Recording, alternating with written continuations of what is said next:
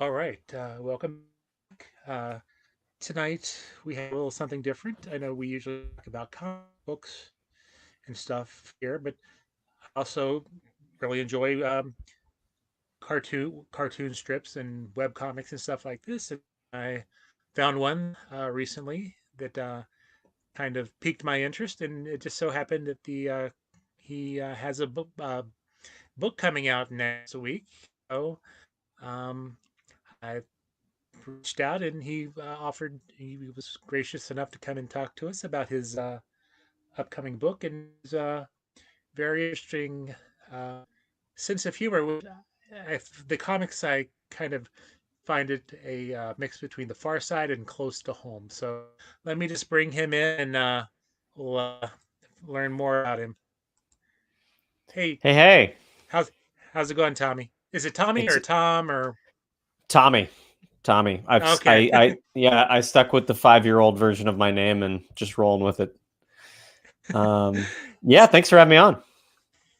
So, growing up, yeah, we kind of talked before that, and you said you weren't really into the comic books, but you were into comic strips. Which ones were, which ones were your favorites, or which ones kind of, you know, gave you the, you know, the push to try to do it yourself? Yeah, I mean, so yeah, I would say my big two, and I think a lot of people would probably have the same big two, or Calvin and Hobbes and The Far Side. Those were like the two when I was, in the '90s. That it was just like the Valhalla of comic strips, and probably, I would say they still are. Not that there haven't been great comic strips since then, but yeah, was Mhm. obsessed with Calvin and Hobbes, obsessed with The Far Side, was totally grief stricken when they both ended the same year in 1995. When they were both at the top of their game too, which is just amazing that sort of coincidentally both of them just sort of took that as their JD Salinger moment to just retire as reclusive geniuses. But yeah, those two are the big ones. I mean, I loved. I got really nerdy about comic strips as a kid, so I was all about 1950s, 40s, 30s comics, and I loved Crazy Cat and Pogo.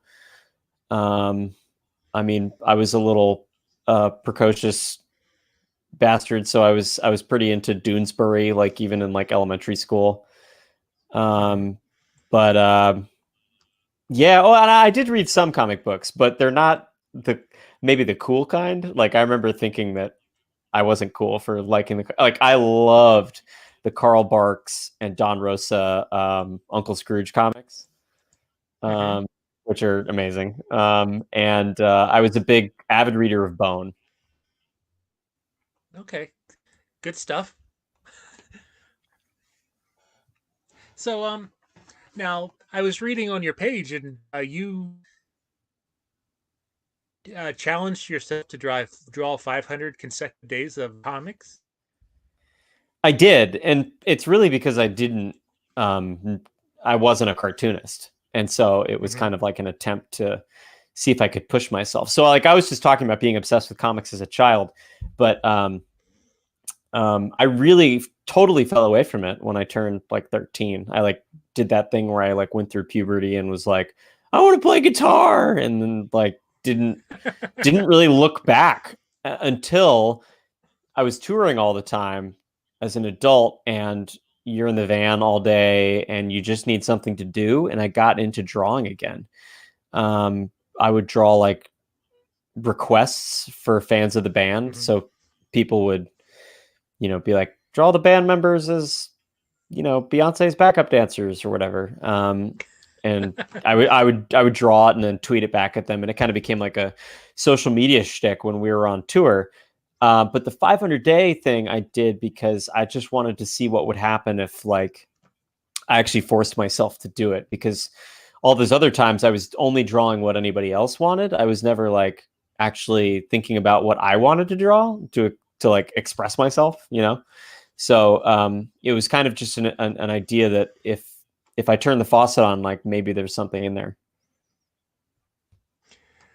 Well, I like how in the description of the book it says It offers a clever and sardonic commentary on our phone-obsessed, social media-driven culture, as well as the Candy Hearts characters. Kind of want to how did you start come up with the Candy Hearts idea?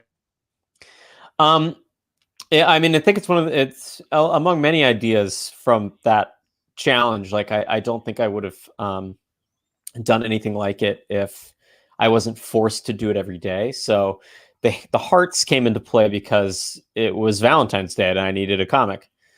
Um, Mm-hmm.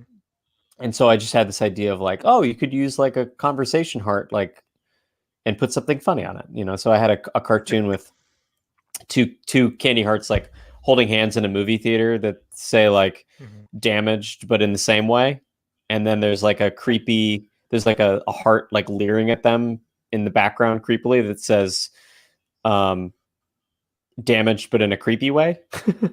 um, and that comic, it was just one of those kind of moments where you draw something and you're like, oh, that's a joke format. Like I could do that with anything, you know? And like the Candy Hearts can sort of be just a vehicle for putting an inner monologue on the outside. So I kind of going through your different strips. It's a lot of it seems like it's a lot of your takes on life and uh, like especially within the current state of our society. is that is that is is that your intention to kind of make your make a statement with with your comics or I mean, I try and spice it up.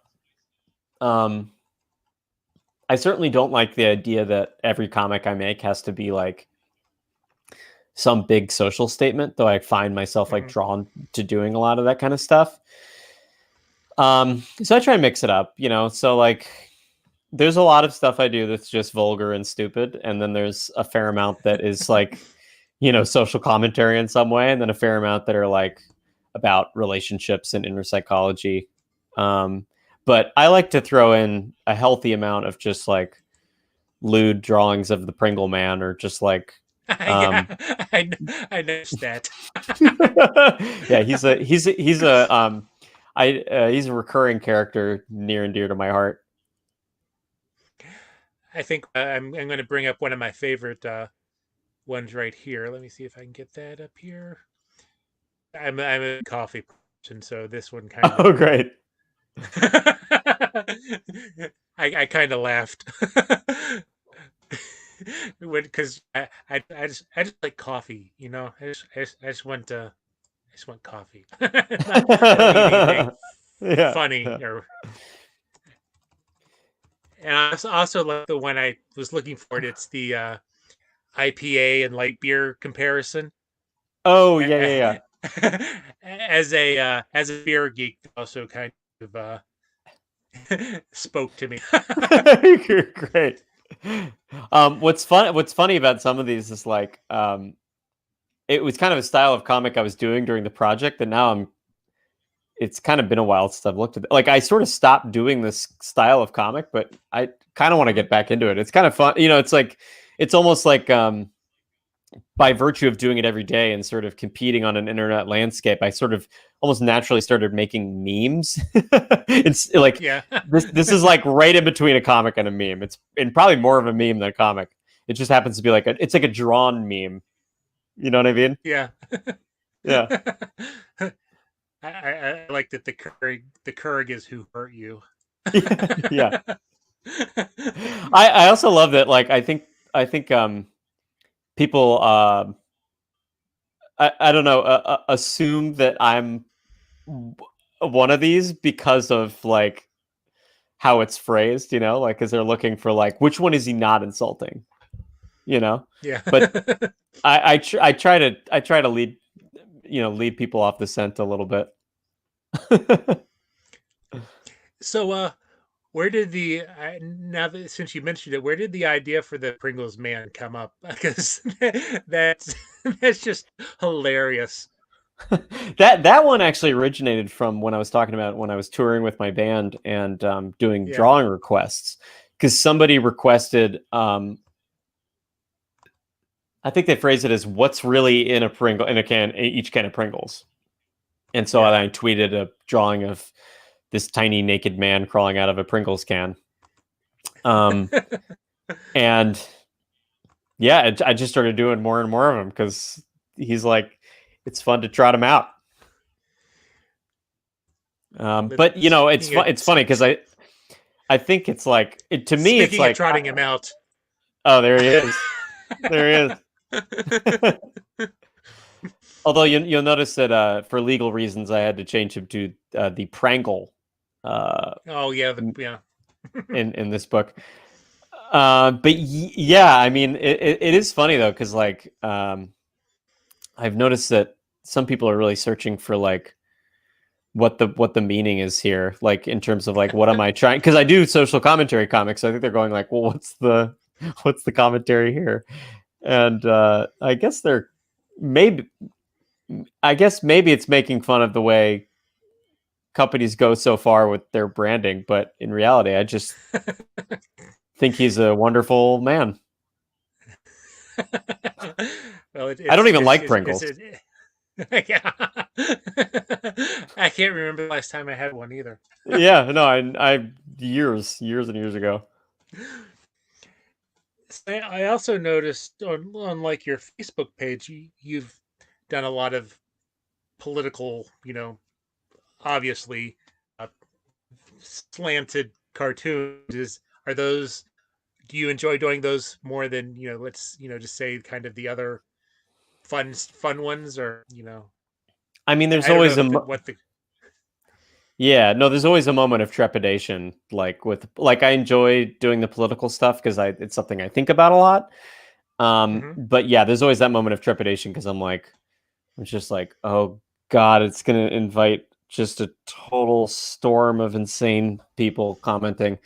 Um, which it inevitably does. I mean, the algorithms love controversial content, and so if you're making a controversial point, whether people love it or hate it, it's just going to keep amplifying itself over and over hmm and over again. It's like how their whole model works. So, yeah, I actually I try not to read the comments, but sometimes I'm forced to for various reasons. Um, but I try not to. So, are there any topics that you try to steer clear of altogether? Because again, going through the preview that you sent, your work runs the gamut. Right. Um, So, is there a topic that you kind of you don't want to touch? I mean, not to put you on the spot, but kind of. um, I mean, I feel like I'm down to touch anything that I kind of want to make a point in or have hmm thought of some kind of concept around. Um, so no, I don't really consider anything like off limits. I'm hmm at least not that I've found so far. I mean, there's plenty of stuff I feel completely unqualified to talk about because I don't know anything, um, but I wouldn't say it's like philosophically off limits or something. hmm So, let's. How you said that this was also a process of you learning how to draw. How did that work for you? What did you learn over time? Did you what do you draw with paper? Do you draw digitally? Mm. Well, when I started the 500-day challenge, I was drawing just with on paper with pens, and scanning it in and kind of coloring it in that way. And then I started using an iPad, and it just changed everything. I mean, I got enough, and for a while I was doing it like finger paint style and just like drawing with my finger, until I hmm realized that was insane and finally bought an iPad pencil. But yeah, I mean, it's pretty amazing what you can do with Procreate um, these days. I mean, it's just an amazing, robust program that's very, very easy to use and cheap And somehow. yeah, and how long does it usually take you to do let's say a single strip? Yeah, I mean, I that might be part of why I ended up being drawn towards single panel comics is because like because I was on a daily challenge, it was like a Hmm. lot easier to do single panel comics than to do like long spreads. I mean, also, I guess social media is so square. Like just in Yeah. terms everything is expected to be a square or slightly rectangular square. But single panels tend to work better for that, I guess. But uh yeah, so I guess yeah, I was drawn to it, the single panel format pretty early on. Now, have you, Oh, you're besides asking how that, long it takes, so I'm sorry. yeah, yeah. I Yeah, mean, yeah. yeah, from idea Um, conception to being on paper. well, I mean, sometimes I'll have an idea that sits around in my notebook for like 6 months before I figure out anything to do with it. I just always have like a running list Hmm. of ideas, and sometimes it'll be something really simple, like just like what if a T-Rex was trying to go grocery shopping or whatever, but there's no joke yet. There's just like Right. some vague idea, and it just takes kicking it around for 6 months to be like, oh yeah. But then the drawing length just depends on how detailed I want to get. So I mean, it can take anywhere from an hour to 5 hours. Okay. So you're also, I think you kind of mentioned it. You're also in a band. You want to talk about, tell a little bit about the band, and because I've seen that, I saw that you've played, places like Lollapalooza and Bonnaroo, and so yeah, can you tell us a little bit about your band and? Yeah, so my band's called Jukebox the Ghost. It's like we're like a piano pop rock group. Some a little maybe on the Queen side of things. Mhm. And yeah, we met in college 16 years ago, and it's been the same three of us ever since. So I play guitar and bass and sing. Okay. Now, is it well? Ask you. I'll let you give out your you know links at when we're done, but Oh, I'll sure. definitely have to check those out. So, I don't know. Is there anything else about the book that you'd like to mention that maybe I didn't ask about, or um, Um, no, I mean it's just it's my way of kind of summing up the 500 days of comics project. So it's kind of like a best of the mhm. 500 day gauntlet with a lot of commentary, and also because I mean one of my favorite comics collections is that 10th anniversary Far Side collection where he actually writes little blurbs and essays about each comic, and so I wanted to do Mhm. something like that. And I there's also a lot of essays in the book because I kind of was unpacking my experience doing it and what kind of just what the experience is like of doing something for that many days in a row on that many different social media platforms and what you learn from that experience. So it's a lot about social media and the hellscape or heavenscape if you're really enjoying it. And yeah, and some new comics too. But yeah, it's kind of like felt like a nice way to distill that project into something that you could read as a book instead of scrolling endlessly through some cartoons that are good and some that are bad. You know. Mhm. And again, reading the description on the website, I hear that you've the your comics have caught the eye of a couple of famous people. how did how did that feel? Knowing that people like that are recognizing your work. Yeah, I mean that's been really cool. Is just the occasional comic that sort of breaks through the. It's like every few weeks or so, there's one that like breaks through the zeitgeist, and I'll get to like sort of vaguely interact with someone who I'm just can't believe would be interacting with a comic. I mean, like the first month of the project, I had one that was really crazy. That really, at that point, I had a very small following, and it was still just kind of a lot of flailing in every direction every day. Like I didn't really know what I was doing. But I did a comic in the like 3 weeks in that Ringo Instagrammed and retweeted. And that was such an amazing signal to like keep going. Cause like Mm-hmm. I wasn't sure if I was going to make it through the daily challenge. And just like, I'm a Beatles freak. So it's just like knowing that like Ringo saw something I drew. Like I remember the Beatles saw something I drew. It was just like so cool. Yeah, I saw one in the book. It's the one where they're like it's like the album cover, but they're all looking at their phones. It's funny. It wasn't that one. It was It was. I don't know if you ever saw that one, but there was it was actually a comic that he retweeted that was Henry Graham that was it was when Stephen Hawking died. So I did like a tribute comic of Stephen Hawking like blasting away into outer space in a wheelchair, like giving a peace sign. Nice. Yeah. So you want to give a pitch for the book where people can find your stuff, like your links and all that good stuff? Yeah. So I'm on all social media under my name at Tommy Siegel. Siegel. So whether that's Twitter or Facebook or Instagram or Reddit, whatever, it's under my name. So yeah, my website's tommysiegel.net. And yeah, my book is coming out October 6th. Super excited about it. And can't wait for people to see it. And where can people go to order it? Amazon, I assume.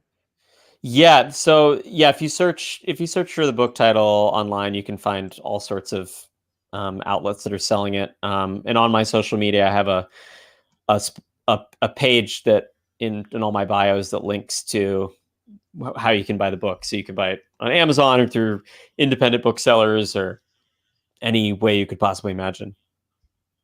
Okay. Well, that's awesome, and I encourage everybody to definitely check it out.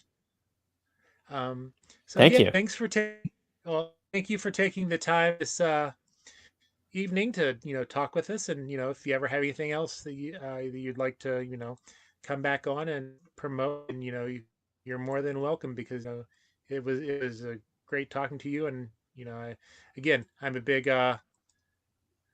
comic strip person, so it was fun talking to you, and interesting to see how you uh, learned your craft, and how you have been continuing it. Chad, thank you so much for having me on. It's a pleasure, and yeah, would love to come back. All right. All right. Well, you're down in the city, right? I'm actually living in Virginia because it's 2020 and things are insane. Oh, But yes, all right. Well, then stay extra safe and stay extra healthy. yes, you too, because you're All right. yeah, you're in Albany, right? Oh, right. Yep. Yep, awesome. So Yeah, our nerves are pretty good right now. love it. Keep them good. All right. Yeah, I'll do what I can. All right. Well, have a good evening and thank you very much. Thank you. All right. Catch you later.